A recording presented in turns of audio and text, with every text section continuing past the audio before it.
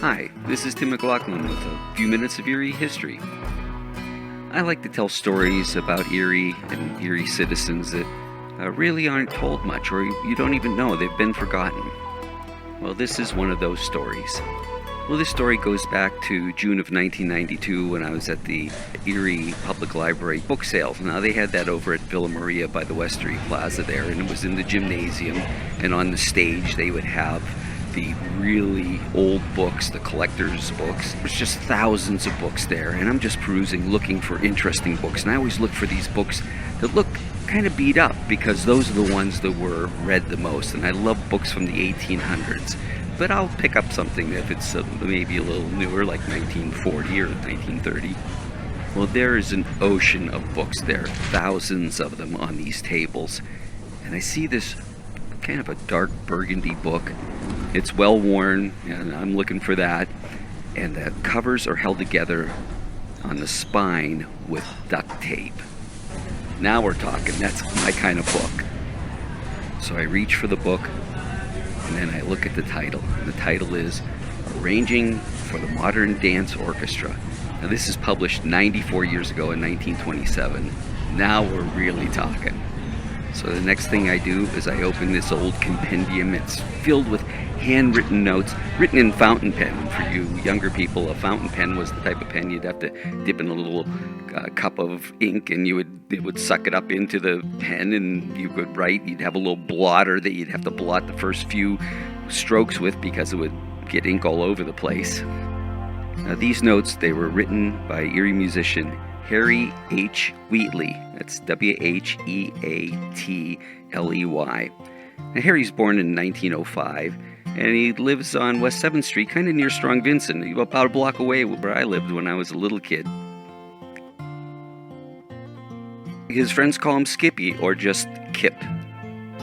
Now, apparently this book was given to him as a gift, and handwritten on the inside it says, "To my banjo player, may this book help him in his first arrangement of Chinatown." And it's signed from Helen Nuti Atato. I don't think Atato, as in potato, is her real last name. By a nickname. Everybody had nicknames back then. Also handwritten in fountain pen are the names of over 300 songs and the key that they're played in. Now there's some great old-time songs like Daddy's Little Girl. There's When the Saints Go Marching In, and When Irish Eyes Are Smiling. Stardust, T for Two. That's in the key of A flat, in case you wanted to know. At least that's the key he plays it in. The Red Red Robin goes bob bob bobbin' long. These are probably all great banjo tunes. Now this almost 100-year-old book, it gets even better. There are dozens of handwritten notes. Some are even correcting what he believes are mistakes printed in this book. He has comments written like, "I don't think so." And there are newspaper clippings of Kipp playing banjo at Erie's Hotel Lawrence. He has the Kipp Orchestra also.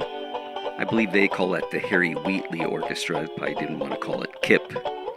Every Wednesday, he can be heard on KDKA radio in Pittsburgh. He must travel to Pittsburgh. He plays with the Oil-O-Matic Orchestra. He's the banjo player. It looks like this might be like a 25-piece orchestra. His orchestra also plays at the Erie Manor too.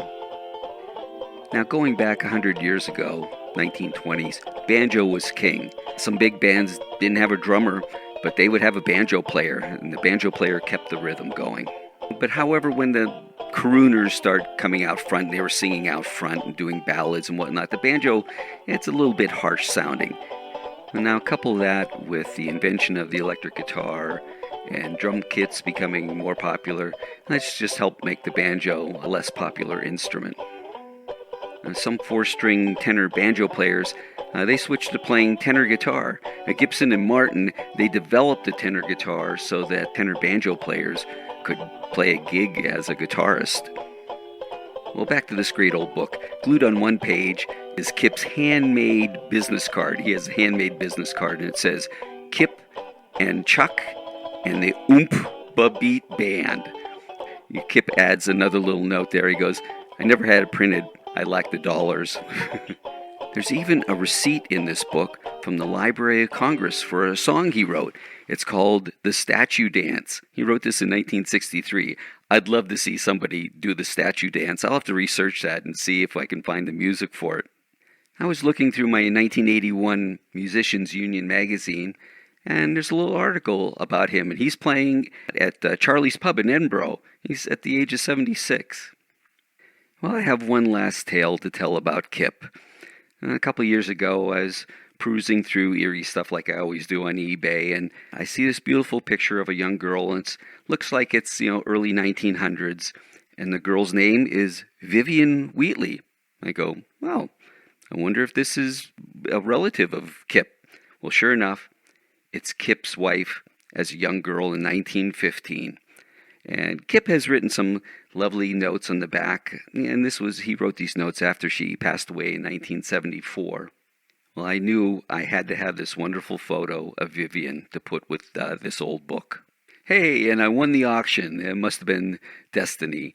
I took the picture, got it, put it in this old book. It fits just nice and neatly in Harry Kipp Wheatley's old duct tape book with all of his songs and all of his other memories. It's just a great thing to happen. And that, my friends, is just a few minutes of Erie history with Harry Kipp Wheatley's duct tape old book. This is your history guy, Tim McLaughlin.